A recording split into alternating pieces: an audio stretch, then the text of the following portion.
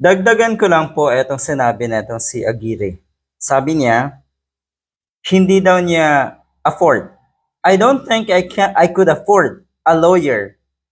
Hindi daw niya kayang bayaran ang lawyer of the caliber of Nicholas Kaufman. Si Kaufman, yung lead counsel ni Digong. Dagdagan lang natin, hindi mo talaga afford yan. Ang nakaka-afford lang yan ay si Digong. Parang gusto mong sabihin na maraming nakulimbat si Digong. Maraming tagong yaman ang mga Duterte, kaya kaya nila, afford nila etong mga ganitong klaseng lawyer. Sino ba naman kasi ang maniniwala na ito ay or tumutulong ang mga DDS sa mga Duterte?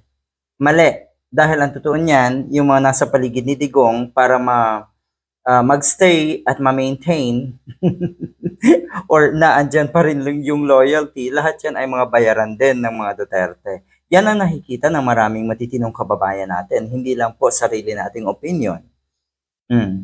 So, totoo na hindi mo afford ito, Mr. Aguirre.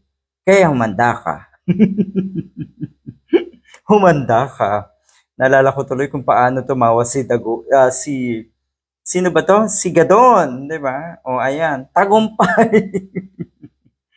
Pressed, if he already has a lawyer that would handle his case, meron naman daw. Meron daw nag-o-offer sa kanya to help, pero kailangan pa rin daw niyang gumastos. Yun yung masaklap. Isinangla niyo na't lahat ang kaluluwa niyo kay Digong, pero di hamak na malayo ang yaman at nakulimbat ng mga Duterte. Yun yung masaklap. Meron din kayo sa tingin ko, Mr. Aguirre, pero hindi kasing laki ng kay Digong. Totoo na natatakot kayo. Yung sinasabi niyo, you're not afraid? Talaga ba? Kasi ang sinasabi na si Aguirre, if they are going to arrest me, charge me, send me to The Hague, it would be good for us, for the president, especially para daw may kasama nga siya doon.